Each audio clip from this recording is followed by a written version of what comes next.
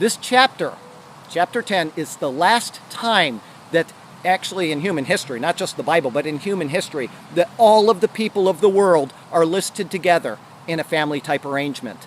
Many of the people groups here that are mentioned will show up again in the Bible, particularly in future prophecy, and some of it is what I just read you from Ezekiel 38.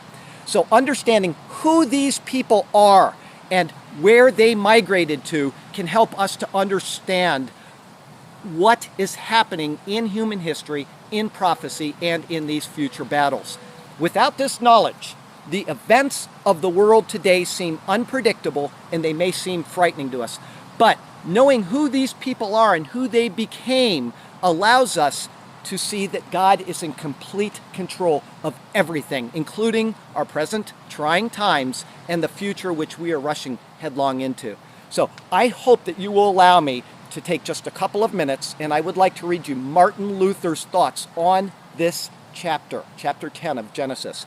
Whenever I read these names, I think of the wretched state of the human race. Even though we have the most excellent gift of reason, we are nevertheless so overwhelmed by misfortunes that we are not ignorant not only of our own origin and the lineal descent of our ancestors, but even of God himself, our Creator.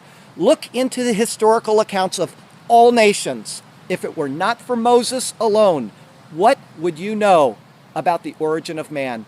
And the question is, we would know nothing. Of this wretched state, that is our awful blindness, we are reminded by the passage before us, which gives us instruction about things that are unknown to the whole world. What do we have about the best part of the second world, meaning after the flood, besides words? Nothing to mention, not to mention the first one, meaning before the flood, which antedated the flood. The Greeks wanted to have the account of their activities preserved, the Romans likewise. But how insignificant this is in comparison with the earlier times, concerning which Moses has drawn up a list of names in this passage, not of deeds. In other words, it is the names which are important and which we need to cling to, and not the deeds of man, which will all just be forgotten in time.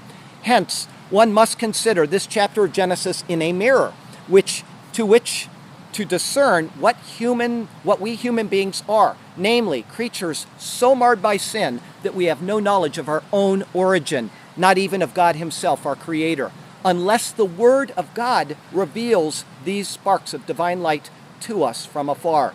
Then what is more futile than boasting of one's wisdom, riches, power, and other things that pass away completely? Therefore we have reason to regard the Holy Bible highly and to consider it a most precious treasure. This very chapter, even though it is considered full of dead words, has in it the thread that is drawn from the first world to the middle and to the end of all things. From Adam, the promise concerning Christ is passed on to Seth, from Seth to Noah, from Noah to Shem, and from Shem to this Eber. Eber will be mentioned, I believe, next week, maybe the third week from now, from whom the Hebrew nation received its name as the heir for whom the promise about the Christ was intended, in preference to all other peoples of the whole world. This knowledge the Holy Scriptures reveal to us. Those who are without them, meaning the Bible, live in error, uncertainty, and boundless ungodliness, for they have no knowledge about who they are or whence they came. Martin Luther correctly came to the conclusion that this chapter contains the thread which started at creation, and it will continue all the way until eternity. And without this link that we're going to talk about, there would be a tear in the fabric of our understanding about the things of God and the redemption of man. Because of this, we need to spend some time in it and not just hurry through it. And as I